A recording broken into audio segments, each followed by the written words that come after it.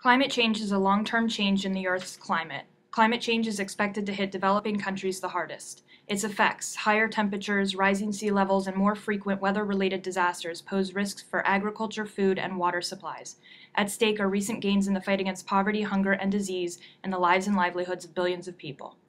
While developed countries are vulnerable and at serious risk of damages from climate change, the distribution of impact is unequal and tilted against many of the world's poorest regions, which have the least economic, institutional, scientific, and technical capacity to cope. The low capacity to adapt, in conjunction with the disproportionate burden of impacts, places developing countries among the most vulnerable. In this presentation, we will examine Latin America and the Caribbean, South Asia, and the United States. These regions are geographically and culturally diverse, and each is struggling with its own set of climate-related challenges.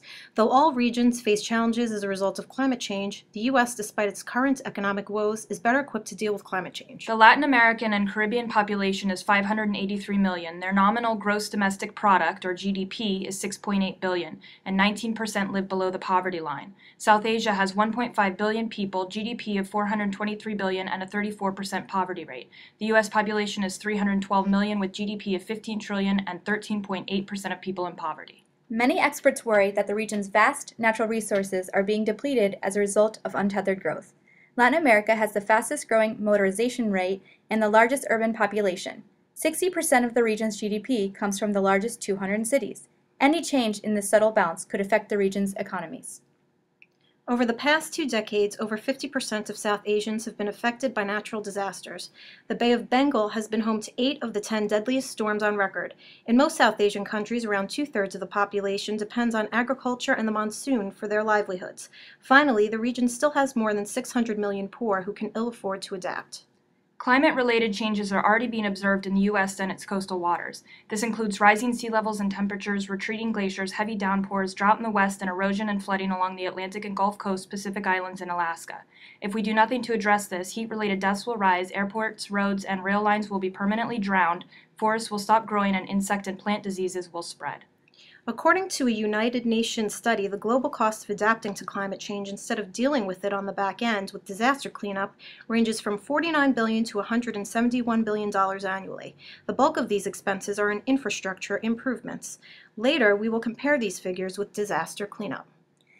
In 1998, Hurricane Mitch was the deadliest Atlantic hurricane observed since 1780, killing 11,000 people, with 11,000 still missing by the end of 1998, and costing $8.56 billion in damage. Additionally, roughly 2.7 million were left homeless as a result of this hurricane, particularly in Honduras and in Nicaragua.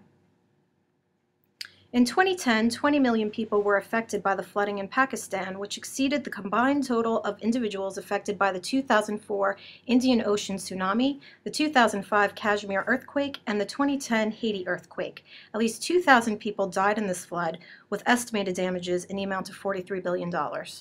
In 2005, Hurricane Katrina became one of the deadliest and most destructive hurricanes in U.S. history. More than 1,800 people were killed, and total property damage was estimated at $108 billion. Billions more in retail sales, tax revenue, and salary was lost. Hurricane Katrina began as a relatively small hurricane off the coast of Florida, but became supercharged by high sea temperatures in the Gulf of Mexico. Mitigating disaster caused by climate change is an expensive proposition, but so is dealing with cleanup, which was $380 billion in 2011, a year in which weather accounted for 90% of disasters worldwide. Compare that with the cost of adapting to climate change, which would be at the very most $171 billion annually. Developing stricter emission standards and new energy sources would save more money still. Latin America's expansion plans consider hydroelectricity and natural gas to be key sources, providing up to 50% and 30% of capacity in the next 20 years. Also, the region could cut its electricity consumption by 10% over the next decade. And while increased agriculture and urbanization have expanded deforestation, many countries have established protected areas. How can South Asian countries fortify themselves in the face of natural disasters? Within South Asia, challenges include inadequate infrastructure and government inaction. Urbanization will continue to push cities to their limits, and environmental risks will grow.